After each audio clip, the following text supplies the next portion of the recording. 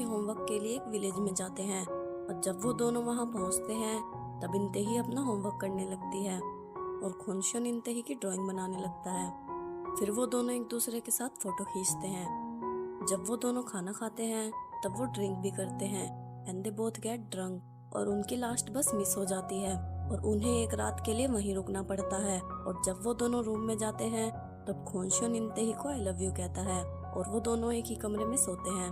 दूसरी तरफ सूजी क्योंगजू को डिनर के लिए बुलाती है और वो उससे इंतेही के बारे में पूछती है।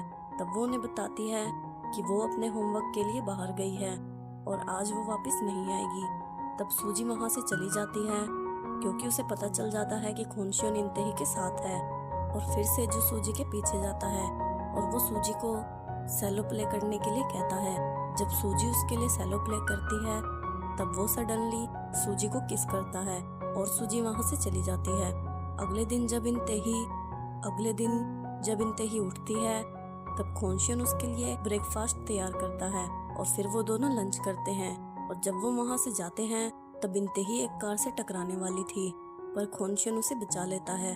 फिर वो खोनशियन को अपने कार एक्सीडेंट के बारे में बताती है और वो कहती है it was a hit and run. उसकी ये बात सुनकर खोनशियन उससे पूछता है कि उसका एक्सीडेंट कब हुआ था।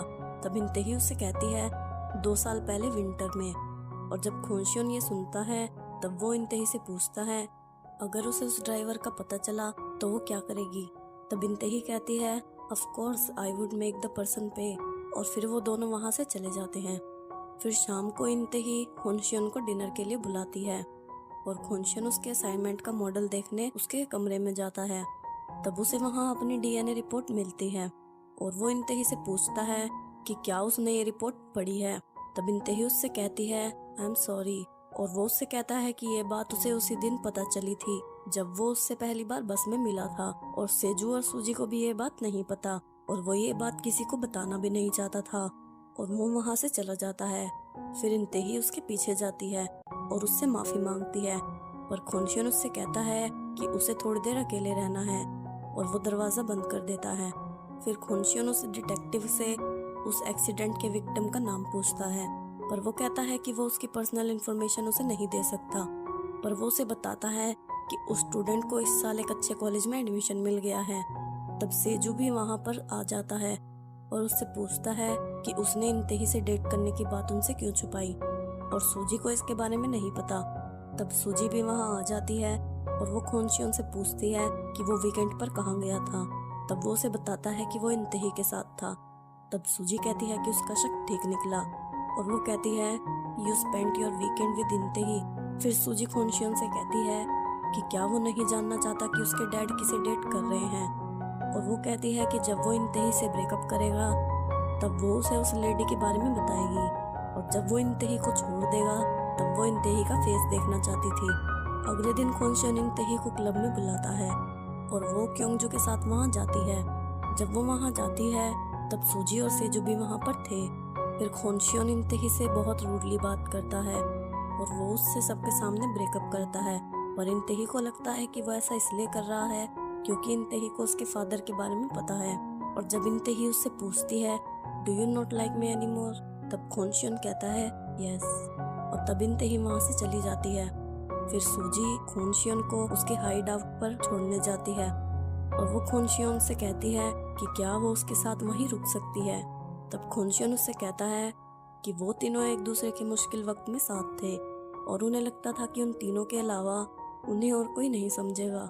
और सूजी कहती है कि इसलिए वो आज उसके साथ है पर खोनशियन उससे कहता है कि अब उसे ऐसा नहीं लगता और सूजी वहाँ से चली जाती है। अगले दिन सूजी सेजू और खोनशियन को बुलाती है और वो उसे उस लेडी के एड्रेस के बारे में बताती है जिसको उसके डैड डेट कर रहे थे और उसे उसकी इन्फॉर्मेशन भी देती है और उससे रिवेंज लेने को कहती है। पर सेजू उसे ऐसा करने से मना करता है।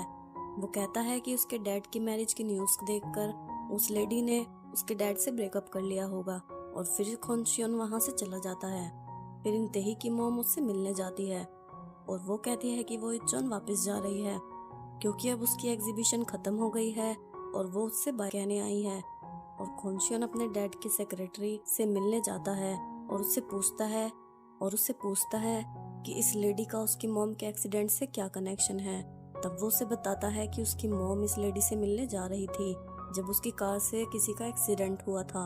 अगले दिन सूजी खोनशियोन के डैड से मिलने जाती है और वो खोनशियोन से मैरिज करने को कहती है और वो कहती है कि उसकी शादी से भी उसे उसकी मॉम के हॉस्पिटल के शेयर्स मिलेंगे और वो अपने फर्स्ट लव को भी दोबारा डेट कर पाएगा। पर उसके डैड कहते हैं कि वो पहले खोनशियोन से डिस्कस करेगा, पर वो कहती है कि वो उसकी और खोनशियोन की एंगेजमेंट करवा दे, तब वो खुद खोनशियोन को कन्विंस कर लेगी और फिर वो दोनों स्टडी करने के लिए अब्रॉड चले जाएंगे। फिर खोनशियोन के डैड सूजी की मॉम को बताता है कि सूजी उससे मिलने आई थी और वो खोनशियोन से शादी करना चाहती है। सूजी की मॉम कहती है कि वो उससे बात करेगी।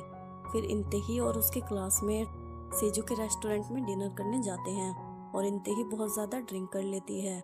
जब सेजू उसे देखता है तब वो खोनशियोन को फोन करता है और उसे इंतेही को ले जाने को कहता है। फिर खोनशियोन इंतेही को लेने जाता है। जब वो दोनों घर जा रहे थे तब इंतेही खोनशियोन से कहती है, don't go, I don't want you to go, I said I was sorry. वो कहती है कि उसकी रिपोर्ट देखने के लिए उसने उससे माफी मांगी है। इस वीडियो में इतना ही गाइज। वीडियो अच्छी लगी हो तो चैनल को सब्सक्राइब और वीडियो को लाइक कर दो।